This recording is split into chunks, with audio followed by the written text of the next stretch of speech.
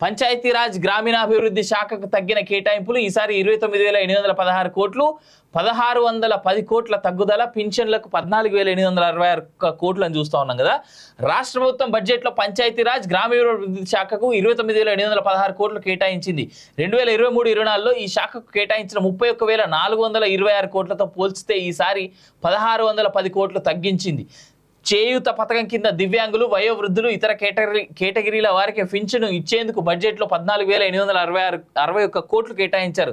గత ప్రభుత్వం ఆసరా పేరిట అమలు చేసిన ఇదే పథకానికి 12,000 కోట్లు ప్రకటించగా దాంతో పోలిస్తే 2,861 కోట్లు పెరిగినప్పటికీ ప్రభుత్వం ఇచ్చిన హామీ ప్రకారం పింఛను పెంపుపై సంబంధిత వర్గాలు సందిగ్ధం నెలకొన్నది. దివ్యాంగులకు 4,000 ఉన్న పెన్షన్ను 6,000, వయోవృద్ధులు ఇతరులకు 2,000 ఉన్న పెన్షన్ను 4,000కు పెంచుతామన్న కాంగ్రెస్ సర్కార్ హామీ మేరకు ఎప్పటిలోగా పెంపు చేస్తారనే దానిపై స్పష్టత లేదు. ప్రస్తుతం చేయూత పెన్షన్ పథకం లబ్ధిదారుల సంఖ్య ప్రకారం ప్రభుత్వం ఏటా 11,548 కోట్లు వెచ్చిస్తోంది.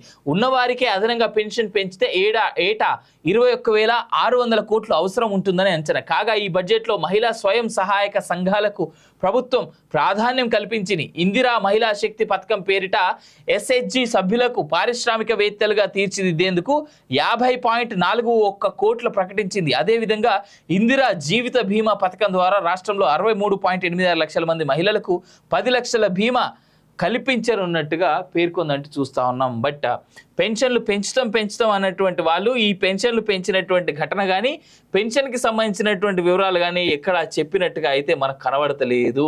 సో మరి దాన్ని ఏ విధంగా ప్రభుత్వం దానికి సమాధానం చెప్తుంది? 6 గ్యారెంటీల్లో 4,000, 6,000, 12,000 చేస్తామన్నటువంటి పెన్షన్లే కావచ్చు, రైతు బీమానే కావచ్చు, రైతు భరోసా కావచ్చు, ఆ రైతు భరోసాకి పెంచుతున్నటువంటి పైసలు కూడా ఎప్పటి నుంచి ఇస్తామనేటువంటిది కూడా క్లారిటీగా చెప్పినటువంటి అంశాన్ని మనం చూడవచ్చు.